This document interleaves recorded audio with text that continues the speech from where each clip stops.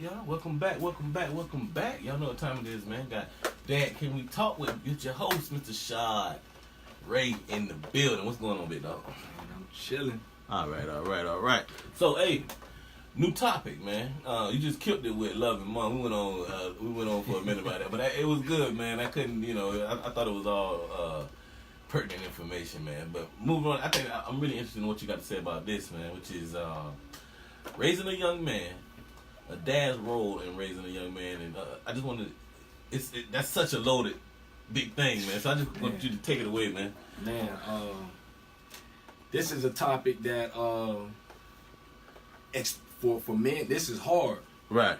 Because a lot of us, when we have sons, it's kind of like, man, this is my chance. Right. Okay. Yeah. We all, know how we feel about having a son. It's like everything I wish I would have known, everything I wish I would have did. Nah, I'm with you. Yeah. So, and we find ourselves being really, really, really hard on our sons at times. Right. I had to catch myself this weekend. I really didn't catch myself in the moment, but I thought about it after. I was at work yesterday, and I'm just thinking, man, I was real hard on my son this weekend. And it was about small stuff. Right. And I found myself getting angry with him really quick. He's only 2 years old. Right. But he's pretty active, 2 years, almost 3.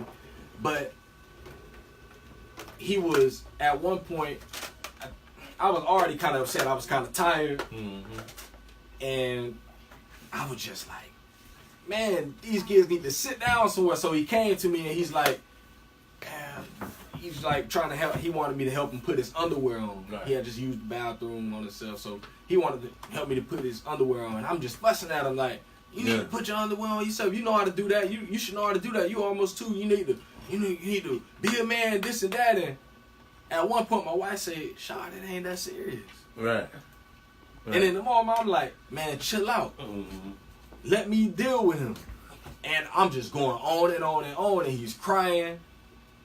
And it ain't hit me until I got to work yesterday, man. I'm like, dang, I was tripping, man.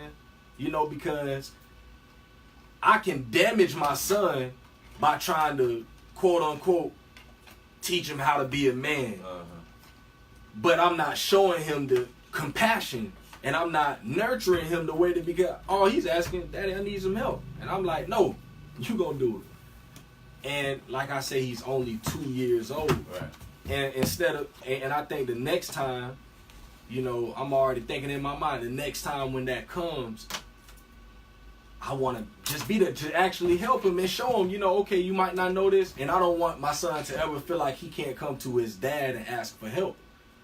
And I think that's what happens with a lot of young men. They feel like they can't ask for help. Like, oh, that ain't the manly thing. Just to ask for help. Right. So I'd rather try and do things on my own. And I think that is something that has killed so many of us as young men, even into our, 20s and 30s. No, we don't like to ask for help because it was always known for us. I agree. That's not totally the manly thing to do, is to ask for help. And what happens is, now we come out with a subpar product, whatever we're trying to do.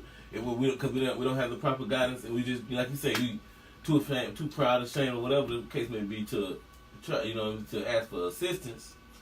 And what happened is we've normalized subpar products. It's so normal for us to not, to come in a situation where it's just not up to par, to the point where it's so normal that we don't even respond to it properly now. Because we're like, well, that's just how it is. We just kind of accept it. Like, well, yeah, man, it's my situation too. But so I do think that kind of stifles our response, man. You know what I mean? So I agree with you totally, man. And, man, I got this other thing that hit me earlier this year. I was thinking about fatherlessness. And I was observing my children. They're just playing with their toys or whatever. My daughters are playing with their toys, and then my son, he's playing. And at one point, my son picked up a baby doll. Okay. And so, my first response, because it's how I always grew up, oh, boys don't play with no baby dolls. So I said, let me watch and see what he does. And he picked the baby up. And, he held it like I would hold it, like he sees me hold his sister. Right. and he's patting the baby on the back, and he put the baby down on the bed, and he's like patting her back, and he's like, go to sleep. Right. And I'm just looking like, you know what? Yeah. All he's doing is mimicking what he's seen his dad doing. Right. And so I think growing up, most of us, our family has told us as men, boys don't play with baby dolls. Right. A baby doll ain't nothing but a baby, a little baby. So we've been taught that it's not manly to take care of a baby.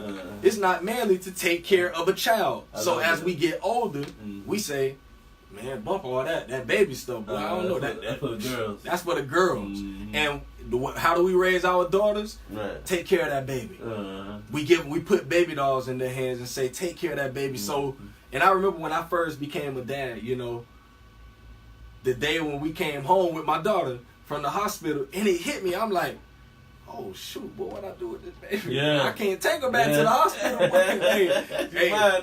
This thing mine. And I kind of panicked for a quick second. You know, I think she seemed like she was like breathing hard. So I called my mom. Mom, I don't know what happened. I'm finna take her to the hospital. Right. My mama was like, boy, go get the girl some Gas X. Yeah. And I'm like, Gas, what's that? You know, and she like, she's walking me through it. I ain't know what to do. So I'm like, dang, I was so ill prepared to be a father because as a young boy, I never had practice with dealing with babies and stuff, even with play babies. Right. Because I was taught that ain't no manly thing to do. Right.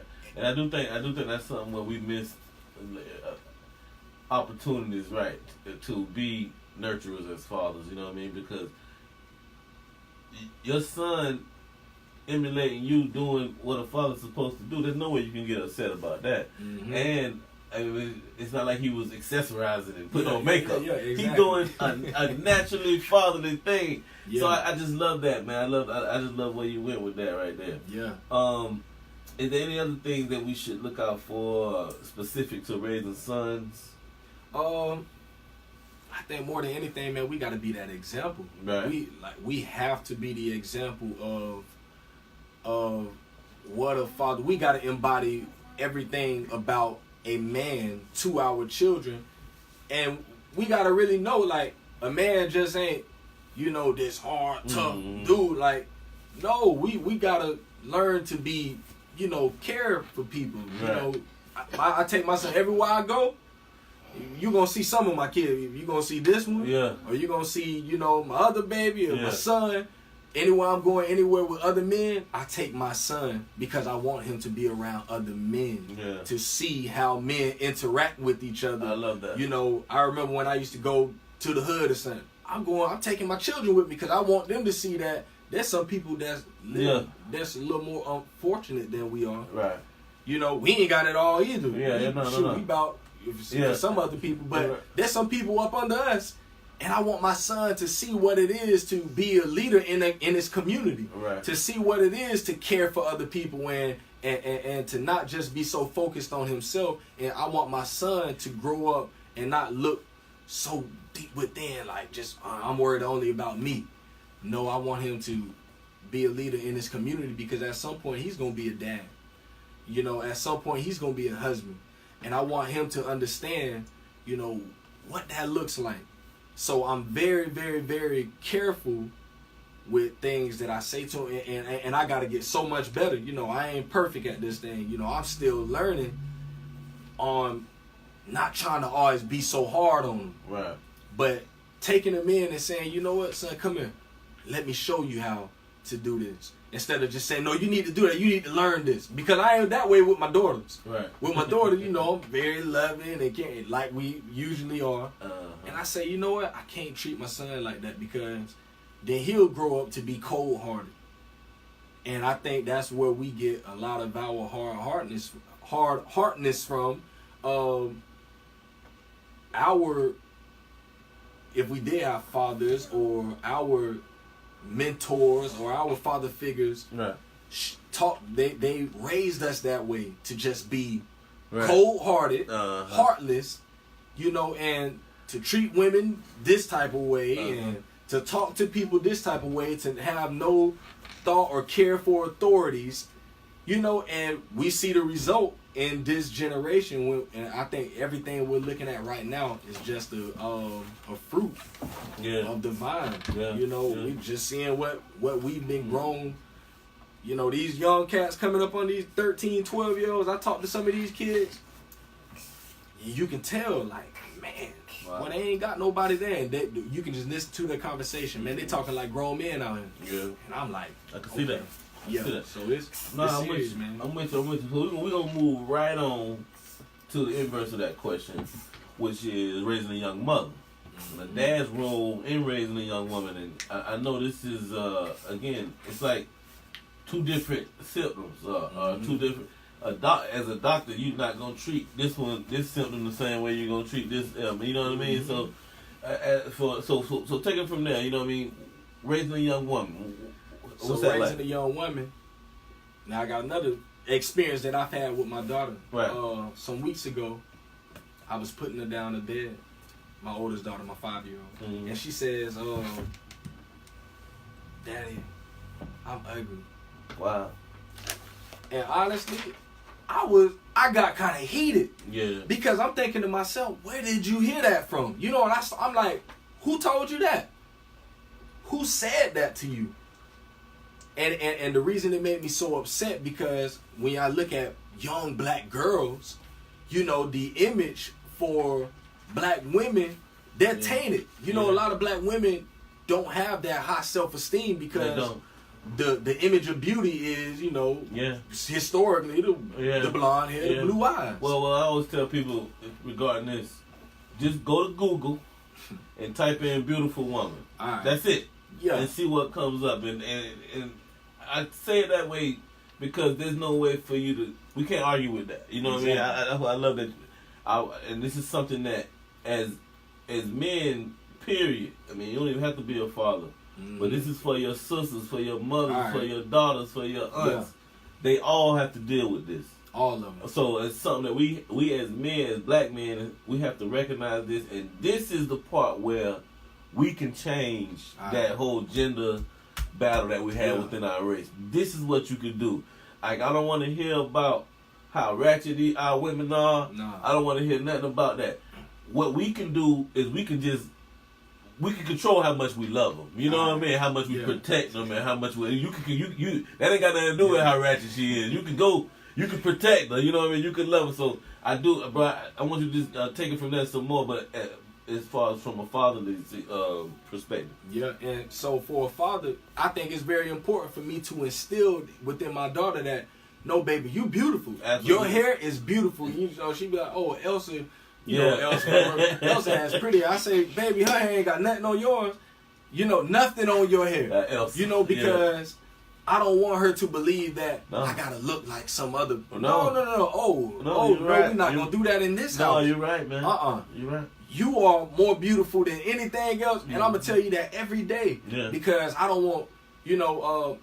I think one time she told me she was at school. She went in the bathroom. There was some older girls in there. They said, I guess they called her ugly or something. And I said, well, what you said to them? She said, well, I told them that I'm not ugly, and that's not nice for you to say stuff like that. Yeah. And I said, that's good. That really, you know, good. And she said, then they started to apologize to her, and I'm like, baby, don't ever allow anybody, I don't care who they are, to make you feel like you're not beautiful. Because your daddy tell you that every single day, and you know that. And, you know, I honestly, when she said that thing that night, I got upset, bro.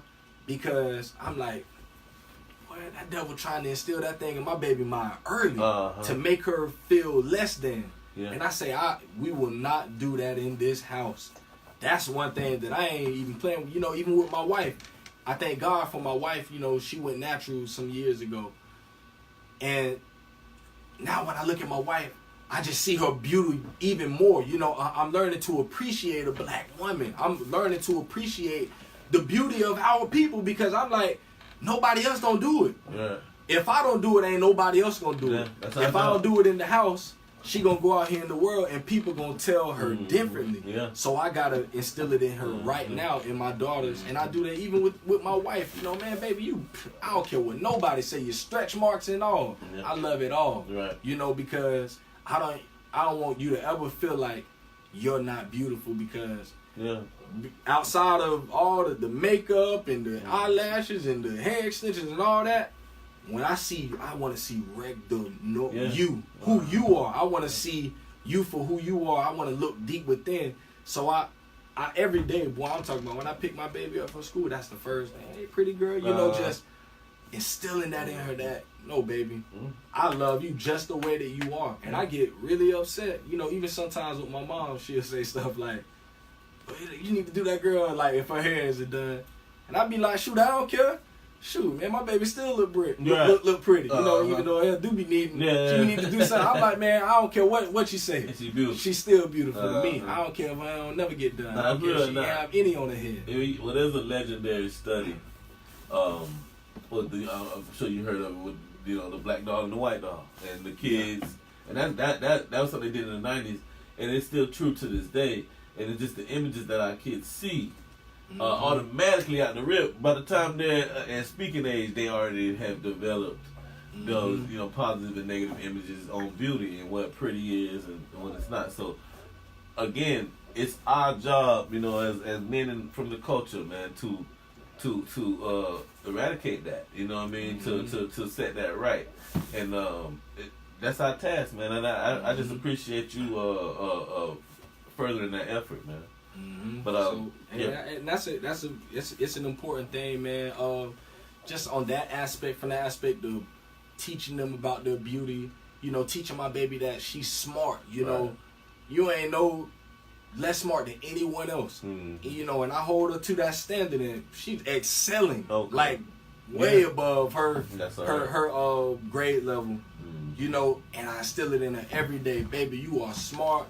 You are everything that, whatever you say, you can put your mind to. You know, you have no limits. Nice. You know, and as a father, you know, as fathers, we have that task to do that, to push our daughters and to let them know that, you know, you are somebody. You are more than an extension to someone's bed. Right. You know, seriously. Right. And it gets that real, because I just can't do it, bro. No, you know? Right. And I know I treated women that way in the past. Right. And I'm just like, man, I can't imagine someone treating my daughter. No, you're absolutely right. Our women are the most overly sexualized group, period. You know what I mean? And that's another area that we have to be the ones to set the torch and say, well, no, man, you know what I'm saying, that our women aren't just their, you know what I'm saying, hind parts and their breasts or whatever, and they're not just for, I mean, and don't get me wrong, we make the most beautiful women. I mean, I've been hypnotized by it all my life. But we have to, it starts with us as men to realize and that, and what did it for me was, when I got older, after me objectifying women, when I see somebody objectifying my mom and my family member, I was like, hold on. And I had to be like, hold on, this is what I'm doing to people, man. This is what that was somebody's sister. That was somebody's mom. And the thing about it is, bro, this is what we really got to get back to as men and women from the culture. But I feel like I'll say us men got to do it first, because we're the example. And the reason I say that is because, and I don't want to get off topic, but the reason I say we got to do it first is because if you listen to our women a lot of time when it comes to dating and that sort of thing, it's a popular thought. I'm not saying it's right or wrong, but it's a popular thought of, well, hey, I was mistreated by a man, so that's why I'm this way. Yeah. So that's why. So that lets you know right there, they're taking signals from us. So why not make our signals more positive? You know what I'm saying? Why not make our signals? If they go, if we see our women, whatever we do, our women, they make it better, but they follow it, and the world does. Whatever black men do, it becomes a trend. You know what I mean? Because we're the only group that don't care what nobody else doing. Like, we gonna do our own thing regardless. So, and our women, they support that. We have to do a better job of including them and protecting them in that, and that's when we'll be the best. That's when we were. That's when we were the best. You know what I mean? So I mean, I just think that's a really huge thing that you're on to, man. We are running short on time, but man, keep riding up.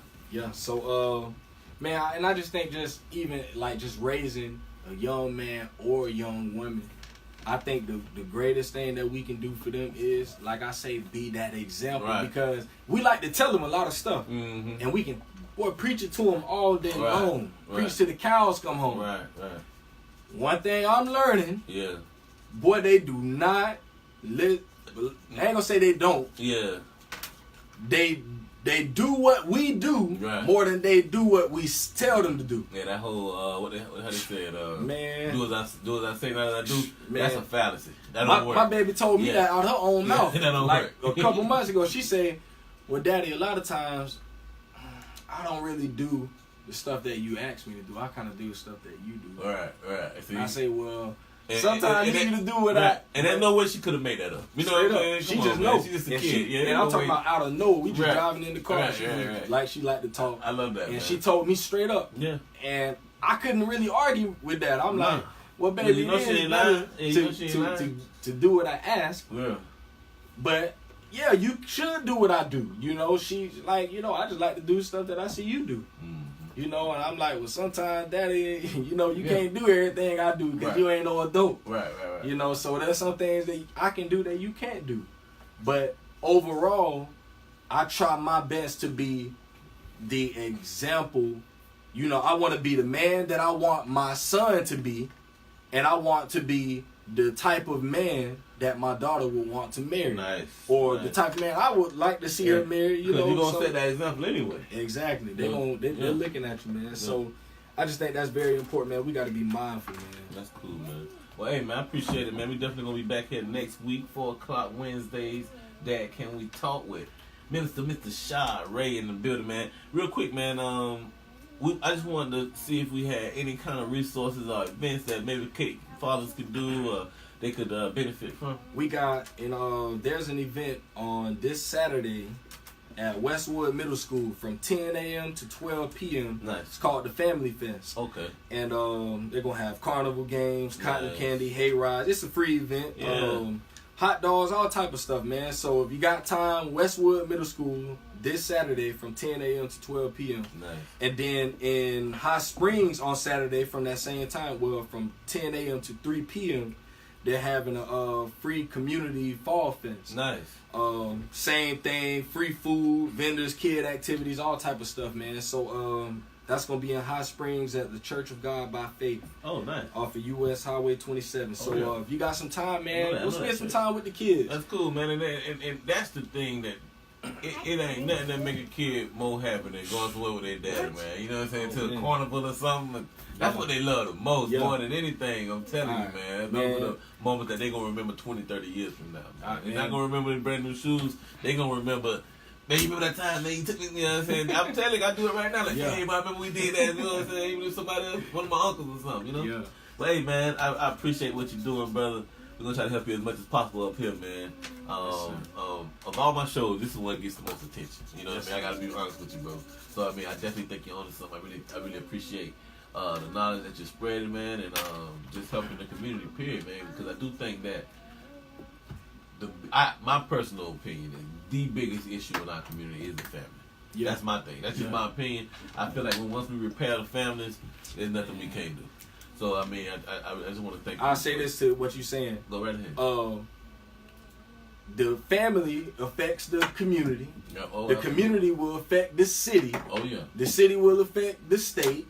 And the state will eventually affect the country. How you said that. So, it all starts in the home. You know, the foundation is the home. The community, the family was the foundation of the community. Absolutely. So, everything started with family. So, if we can, like you say, if we can repair the family and get the family on the right track, then that can begin to spread out all over the nation, all over everything else. I feel the same way, bro.